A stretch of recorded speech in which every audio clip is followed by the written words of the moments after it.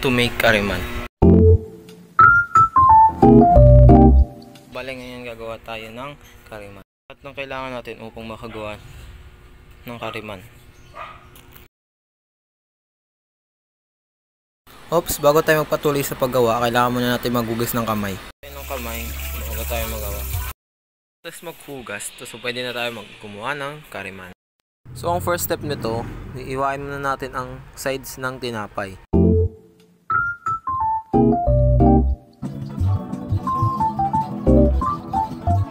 Oops, pabala sa paggamit ng kutsilyo, kailangan dahan-dahanan tayo para di tayo masugatan.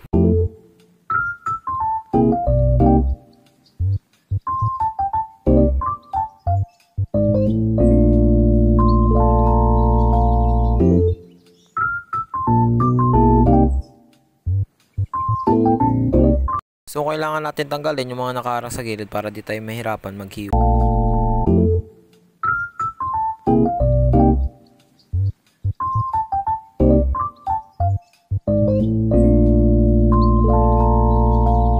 So pag natapos na nating hiwain lahat ng sides, lalagyan naman natin ito ng cheese at ham.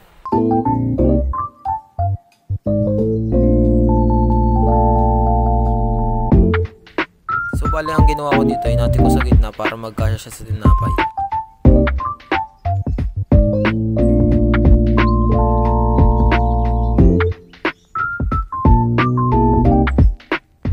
Tinga rin pala yung hamin natin ko para di magkasya sa tinapay.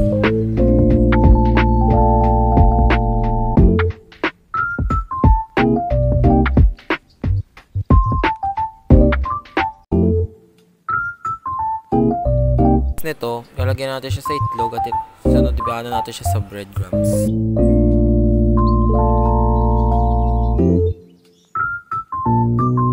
So nilagay ko ulit ito sa itlog para mas crispy siya.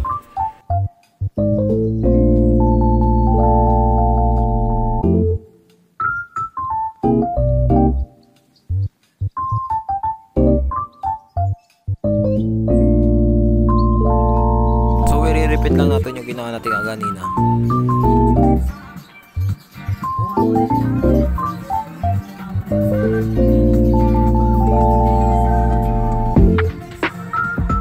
So bubuksan na natin ng apoy at ilalagay natin ito sa medium heat para di masunog ang breadcrumbs. Oh, babala. Baka di pa kayo marunong magbukas ng kalan eh.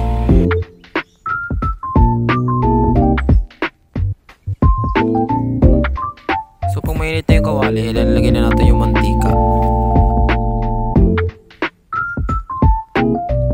Mainit na rin ang mantika, pwede natin ilagay ang kariman at prituin.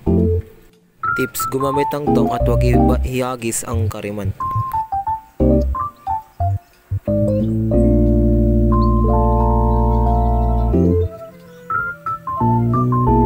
So pagkatas natin itong iprito, ilagay natin sa tissue para there you have it. Meron na tayong kariman.